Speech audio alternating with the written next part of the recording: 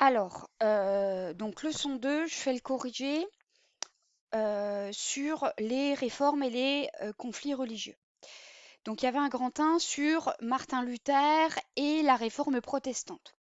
Et je vous ai demandé de répondre aux questions du dossier page 158-159 et ensuite de regarder la vidéo de l'émission d'Arte Carambolage qui reprenait tous les éléments importants de Luther et de la réforme protestante. Donc là, je vais corriger les questions oralement. Vous n'avez pas besoin de prendre la correction par écrit en intégralité, vous corrigez juste vos erreurs et je réexplique un petit peu en même temps. Et donc là, je suis page 158 du manuel. Donc vous aviez une première question qui était où est né Luther et que faisait-il avant 1517? Donc, Martin Luther, et pas Martin Luther King, hein, vous faites attention, Martin Luther King, c'est au XXe siècle aux États-Unis. Mais évidemment, c'est un lien avec Martin Luther, hein, c'est un pasteur protestant, Martin Luther King. Donc, Martin Luther est né dans l'Empire germanique. Donc, l'Empire germanique, le Saint-Empire romain germanique, c'est ici. Alors, à l'époque, il n'existe pas l'Allemagne. Le Saint-Empire est divisé en de nombreux royaumes, duchés, principautés, etc. Et à l'époque, l'empereur, c'est Charles Quint. Donc, Martin Luther naît en 1483 dans l'Empire germanique. Il se fait moine. Dans la petite vidéo, on vous explique que c'est suite au fait qu'il ait été sauvé une nuit d'orage et qu'il se soit adressé à Dieu et que comme il a survécu, eh bien, il avait fait la promesse de devenir moine. Et puis, il devient professeur de théologie à l'université de Wittenberg en Saxe. Ici, donc, la théologie, c'est la science qui étudie les textes sacrés, les textes religieux. Et donc, en 1517, il faut bien retenir cette date, puisque c'est le moment où commence la réforme protestante, il va publier un texte avec 95 points, 95 éléments, qu'on appelle donc les 95 thèses, où il va critiquer la pratique des indulgences à l'époque dans l'Église catholique.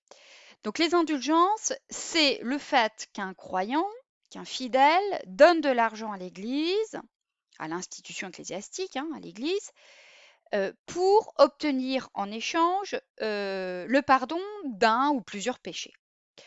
Alors, la vente des indulgences, enfin la pratique des indulgences, parce que c'est pas nouveau. Ce qui se passe par contre au XVIe siècle à cette époque, c'est que le pape veut reconstruire la basilique de Rome, qui est Saint-Pierre de Rome. Et il veut en faire l'église la plus grande de la chrétienté. Rappelez-vous, en 1054, au moment de l'Empire byzantin, il y a eu un schisme, une séparation entre l'église chrétienne orthodoxe et l'église chrétienne romaine occidentale. Et donc avec des différences qu'on a vues dans le chapitre sur l'Empire byzantin et que vous avez pu revoir pour ceux qui ont fait le jeu des 7 familles dans le jeu des 5 familles. Et donc, à l'époque, c'est Sainte-Sophie, la basilique Sainte-Sophie de Constantinople, qui est la plus grande église de la chrétienté, enfin qui l'était. Donc, il s'agit de construire donc la plus grande église de la chrétienté, la basilique Saint-Pierre, qui est toujours la basilique Saint-Pierre de Rome d'aujourd'hui. Hein, c'est celle qui a été construite à ce moment-là. Or, il faut beaucoup, beaucoup d'argent, parce qu'il faut vraiment qu'elle en mette plein la vue, qu'elle soit la plus grande et tout.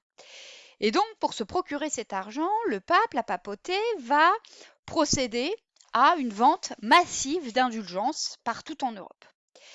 Donc ça va quand même choquer un certain nombre de fidèles, dont Martin Luther, mais il n'est pas le seul à critiquer ça, mais c'est celui qui va le critiquer très violemment et ça va conduire à une séparation au sein de la chrétienté occidentale.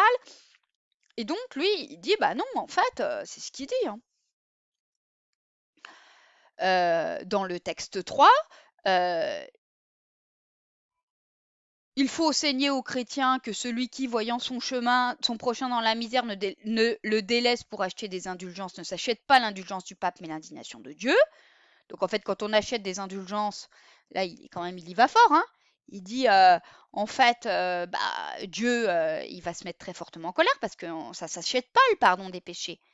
Et c'est faire injure à la parole de Dieu que d'employer dans un sermon autant et même plus de temps à prêcher les indulgences qu'à annoncer la parole de Dieu. Donc le prêche, c'est lorsqu'un membre du clergé, un prêtre, ou d'autres personnes qui sont membres du clergé vont prononcer des paroles publiques.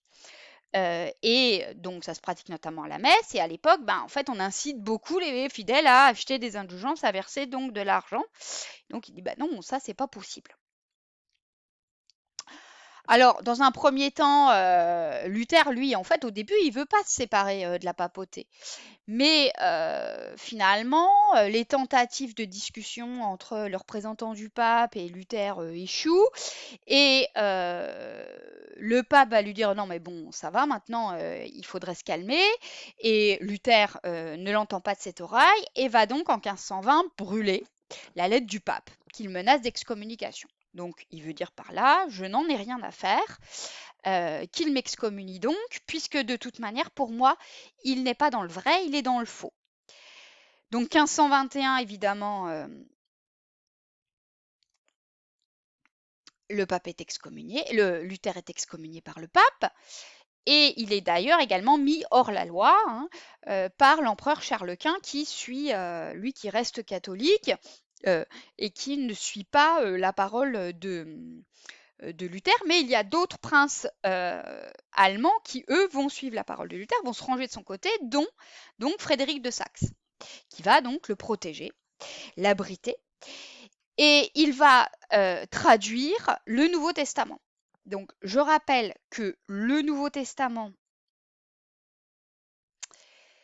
c'est la partie de la Bible, qu'on appelle également les évangiles, qui raconte la vie de Jésus. Donc, la Bible des chrétiens, c'est deux parties. L'Ancien Testament, qui est également la Bible des Juifs, c'est-à-dire Abraham, Moïse, etc. Et les chrétiens, puisqu'ils croient en Jésus Messie, c'est-à-dire Jésus Fils de Dieu, vont rajouter à cet Ancien Testament le Nouveau Testament, c'est-à-dire la parole, la vie de Jésus. Donc il va traduire le Nouveau Testament, mais ce qui est important et ce qu'il faut que vous reteniez vraiment beaucoup, c'est le fait que ce Nouveau Testament soit traduit en allemand. Et donc, à partir de Luther, il va y avoir des Nouveaux Testaments, des Bibles, qui vont être écrites dans une langue comprise par les gens, par tout le monde, et pas simplement par le clergé, puisque jusque-là, c'était en latin. Donc ça, c'est extrêmement important.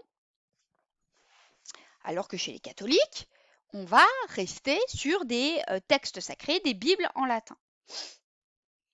Donc il traduit le Nouveau Testament pour que tout le monde puisse comprendre ce Nouveau Testament, parce qu'il estime qu'il n'y a pas que le clergé qui doit avoir accès au texte sacré, mais tout le monde le peut, tout fidèle.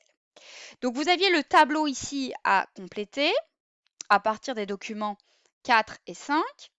Donc je fais la correction rapide oralement. Donc l'Église luthérienne est contre le culte des saints, elle est contre les monastères, elle est pour le mariage des prêtres, qu'on va appeler les pasteurs,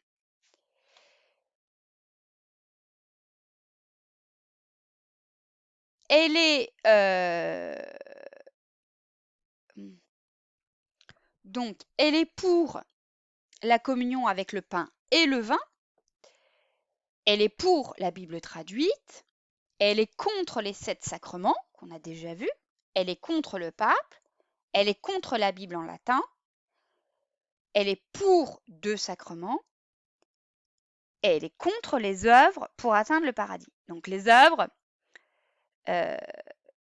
c'est l'idée qu'on fasse un certain nombre d'actions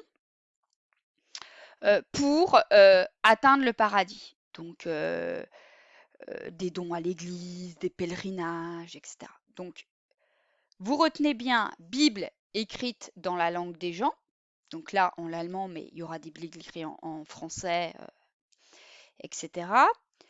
2 sacrements seulement. Les 2 seuls sacrements qui sont écrits dans le Nouveau Testament, c'est-à-dire le baptême et la communion. Je vous rappelle, la communion, c'est lorsqu'on consomme le pain et le vin à la fin de la messe. Donc on communiait avec le pain et le vin. Voilà, j'espère que c'est clair entre ce que je viens de faire en correction et la vidéo carambolage sur Martin Luther.